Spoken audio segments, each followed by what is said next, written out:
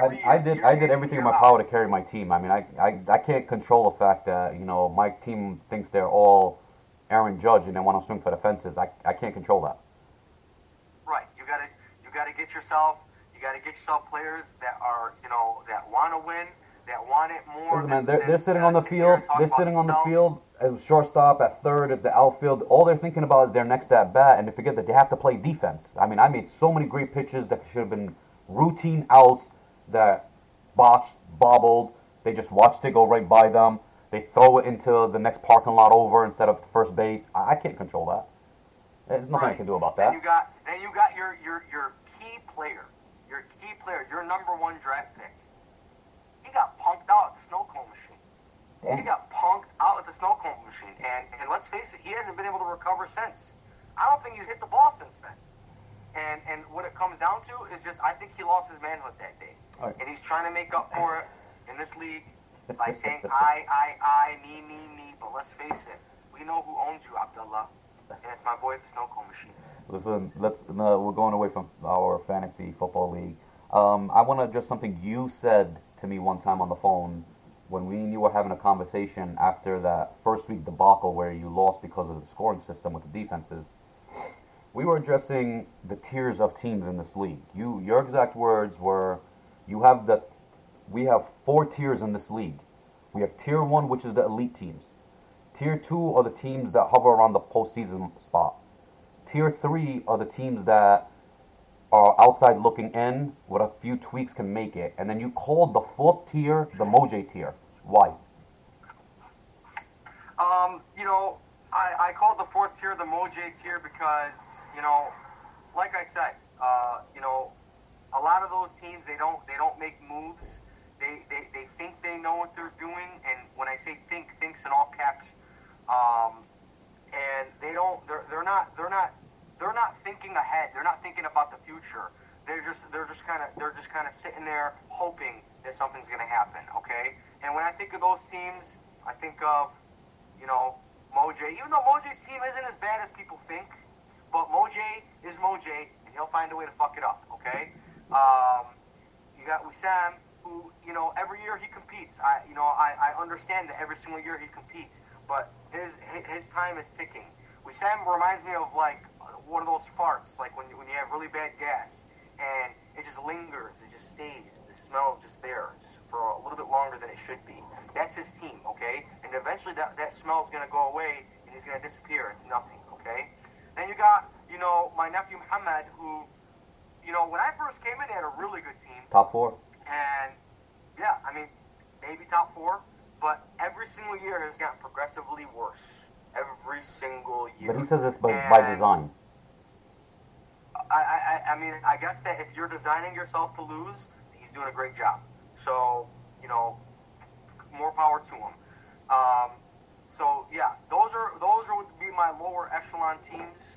I think Assam's kind of borderline right now, and I only say that because his GM skill is the elite. His GM skill, he's part of the elite, but his roster performance, I would say he's tier 3 right now. Yeah, I was gonna say like lower tier 3, almost tier 4, but because he's such a good GM, he'll elevate himself. He'll probably be in the playoffs next year. He's gonna draft a really good running back.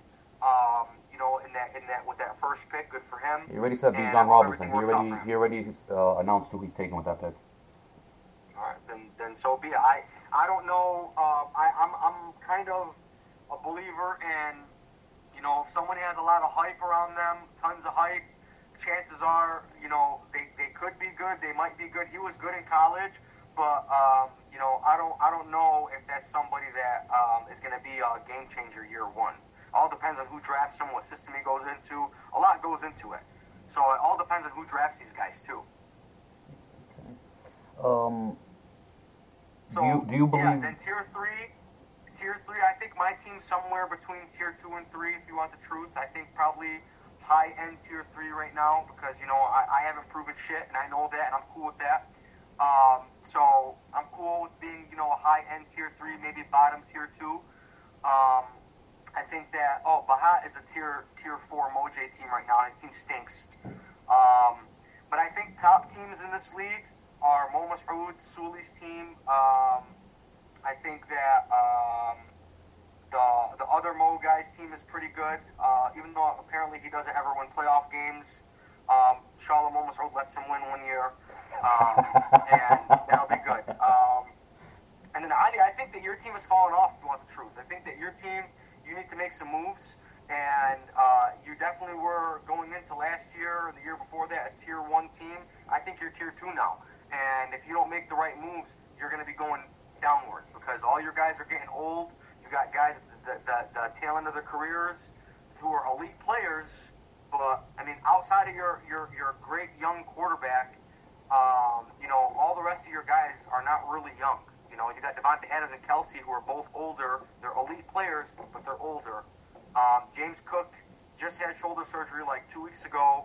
Dalvin Cook. The guy's Dalvin Cook. There you go, Dalvin Cook. But he's my 3 going into next year. Yeah, so... I mean, I will start Tony Pollard and Swift will start before him. Look, I'm going to tell you this, somebody who's had ACL surgery, he got hurt at the end of the year. If you bank on him being your starting running back and performing the way he performed this year, you're in for a rude awakening because he's not going to... There's a mental side of it that takes a long time to get past. Yes, he's an NFL athlete, but I think that you're not understanding the difference between a knee injury, a significant knee injury like that, and something minor. That's a significant injury. Who had a knee mental injury? Side to it. Who had a knee injury? Pollard. Pollard did not have a knee injury. I thought it was an ACL. I thought it was knee out. No. What was his injury? Pollard's injury was his Achilles. I mean, that's even worse. That's the only injury I would say is worse than an ACL injury is an Achilles injury. It was a high ankle sprain and a broken leg. Okay, well maybe he'll be better. They say he will be ready by the start of the season. I think the Cowboys are going to draft another running back. Honestly, well, they're going to get rid of Zeke. They're going to get rid of Zeke, and they'll draft somebody. And yeah, they'll probably draft somebody else and see how Pollard performs. If Pollard is not ready, they'll have a young running back to go. All right, we're getting close to the limit, but I do have something I want to address with you also. You've made the postseason once in the John Bowl, but again, you're still rebuilding a team that you took over. Technically twice. But one as an assistant, one as a GM. Technically, I was a GM because my brother didn't even know his login. Some say you should change your team name to sub 100. Right, Sully? Is that Sully? You have 1, 2, 3, 4, 5 games where you didn't even crack the 100-point mark. Okay. You had in John Bowl 10, Week 7, you only scored 78 points against Monems. John Bowl 11 in Week 12, you only scored 95 points against the Evil Empire. John Bowl 12 in the playoffs, only playoff appearance, you lost 134 to 91. Right. John Bowl 13, Week 11, you scored 97, and Week 14, you scored 80. If you want to count games of 110 points or less, you're probably roughly around the 20-game mark. But I look at your roster, and I don't see why your team, that's all they score. So what does that tell you? What does that tell you? I have what you call the Ain on me, okay? It's called the Abdullah Ain and the Sully Ain, okay? They look at my team like, in their mind, they're like, you motherfucker. And what ends up happening is my guys, they feel it, and they're not performing where they need to perform. Granted, I will say this. There's no excuse for not putting up 100 points, but, I mean, a lot of my guys were not in the greatest situation quarterback-wise this year. Most of my receivers didn't have the greatest quarterback play. But I think that moving forward, I won't have that issue.